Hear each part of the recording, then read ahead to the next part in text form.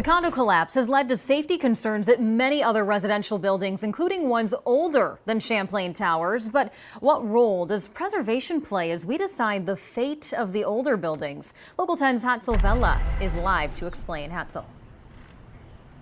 Eden, as you know, had it not been for the world of preservation, folks in that world, many of the iconic buildings behind me would not be around today. So these are the same folks who are telling us, reminding us that they need to be part of the conversation, especially when we're talking about older buildings and their fate. As building officials and engineers start to focus on the lifeline of older buildings in Miami-Dade, preservationists are also keeping a close eye. It varies from building to building. The main idea is to look at the history of the building.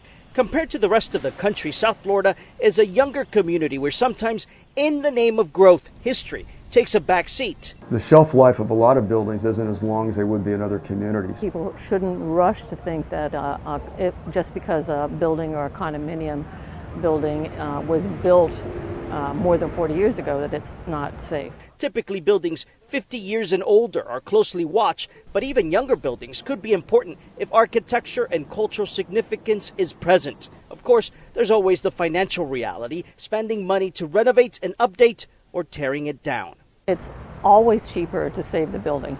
I mean, in my view, if the building is worth saving, it should be saved. And some cities take it seriously. For example, in Coral Gables, there's a law in place from 2003 that requires the historic preservation officer to look at any demolition, even if a building was built recently.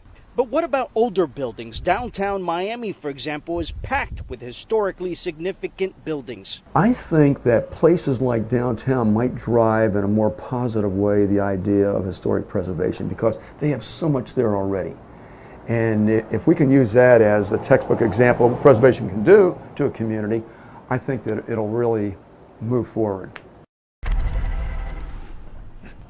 And so when it comes to preservation, they'll tell you that it should be done on a case-by-case basis. But the best cases, they say, comes out of the community, out of the owner of that building or the single-family home that wants that preservation to happen. For now, reporting live from Miami Beach, I'm Hatzel Vella, Local 10 News. There are just so many angles to this ongoing story. Hatzel, thank you.